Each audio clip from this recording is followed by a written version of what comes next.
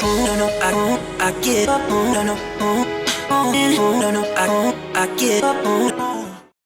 सो hey guys, मैं हूं विवेक और आप देख रहे हो टेक कम्युनिटी यूट्यूब चैनल। और अगर आप हमारे चैनल पर नए हो तो फटाफट से यार सब्सक्राइब बटन दबा के चैनल को सब्सक्राइब कर लो और बेल नोटिफिकेशन जरूर दबा देना ताकि जो भी मैं लेटेस्ट वीडियो डालूं उसकी इंस्टेंट नोटिफिकेशन आपको तुरंत मिल जाए। सो वीडियो स्टार्ट करने से पहले बात कर लेते हैं आज की वीडियो के स्पॉन्सर की। आज के वीडियो का स्पॉन्सर है yourcdkeys.com। आपको नीचे लिंक डिस्क्रिप्शन में मिल जाएगा। यहाँ पे आपको OEM की रिटेल की चीप में मिल जाती है। अगर आप मेरा कूपन कोड अप्लाई करते हैं TC18 तो आपको 18% का इंस्टेंट डिस्काउंट मिल जाता है। और नॉर्मली विंडोज 10 प्रो की की परचेस करने के बाद आपको सिंपली विंडोज एक्टिवेशन में चले जाना है। वहाँ पे आप नॉर्मली अपने की को पेस्ट कर दे और विंडोज को एक्टिवेट कर सकते हैं। सर, आज की वीडियो में हम बात करने वाले हैं APUs के बारे में। AMD ने इतने सारे APUs लॉन्च किए हैं ना, 4-5 APUs। आप में से बहुत सारे लोग हो जो कंफ्यूज हो जाते हो कि भाई कौन से बजट में कौन सा वाला APU बाई करूँ। तो मैं बात करने वाला हूँ Ryzen 3 2200G, Ryzen 5 2400G, Ryzen 3 3200G and Ryzen 5 3400G के बारे में। तो मैं आज आप लोगों को बताने वाला हूँ कि आपको कौन सा APU बाई करना चाहिए अगर आपका बजट कोई सा भी है। तो सबसे पहले बात कर लेते हैं Athlon 200GE के बारे में। अब नाउ ये भी एक APU है।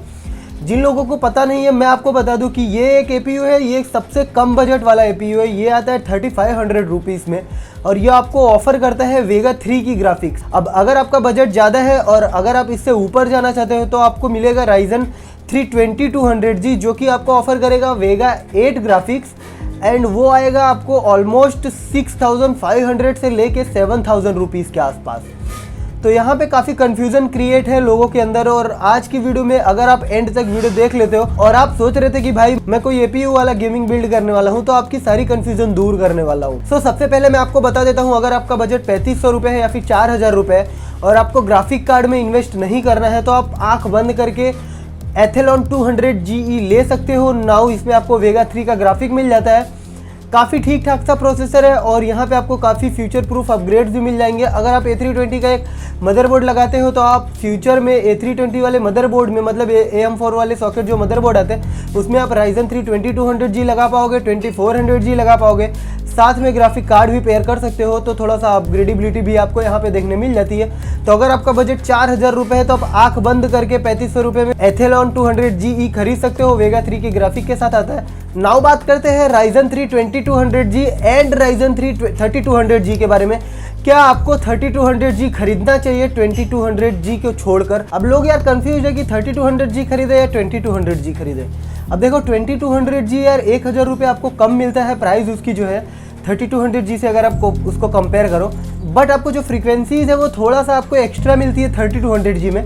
तो मैं आपको ये सजेस्ट करूंगा आप वो 1000 रुपये बचा लो, सेव कर लो और 2200G लो।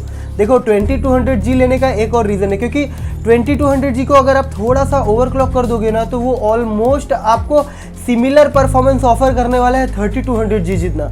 तो इसके लिए मैं आपको कहूँगा कि आप 2200G लो, ना कि 3200G। और आपके 1000 रुपये बच भी जाएंगे और आप उसको एक्स्ट्रा रैम पे इन्वेस्ट कर सकते हो, आपके स्टोरेज पे इन्वेस्ट कर सकते हो या फिर SSD लगा सकते हो। तो 3200G ना लेकर आप 2200G लो क्योंकि वो आपको अच्छी वैल्यू ऑफर करता है और आपको 1000 रुपये कम प्राइस में भी आता है। थोड़ा सा ओवरक्लॉक कर दो। अब बात करते हैं 3400G की और 2400G की। अब ये दोनों APUs में आपको मिलता है Vega 11, बट जो 3400G है वो ज़्यादा महंगा है 2400G से। तो सेम थियरी यहाँ पे भी अप्लाई होती है। आपको हमेशा 2400G लेना चाहिए, ना कि 3400G।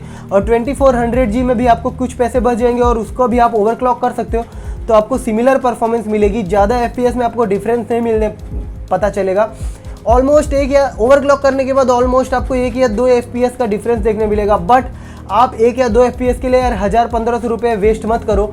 उसी की जगह अगर आपको पास फ्यूचर में पैसे आते हैं तो आप अभी वो पैसे बचा लो और फ्यूचर में उसी पैसे को आप इन्वेस्ट करके एक GPU ले सकते हो जब आपके पास अच्छा खासा पैसा हो जाए। और मैं आपको हमेशा यही सजेस्ट करूंगा कि यार स्लाइड से परफॉर्मेंस गेन के लिए आप इतने ज़्यादा पैसे एक्स्ट्रा इन्वेस्ट मत करो 3400G पे।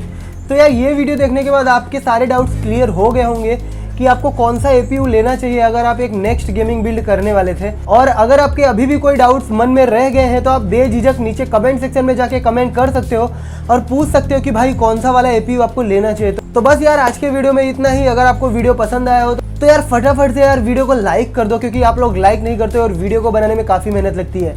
तो बस आज की वीडियो में इतना ही। मैं विवेक, मिलता हूँ अपने नेक्स्ट वीडियो में। तब तक के लिए बाय बाय, सी यू।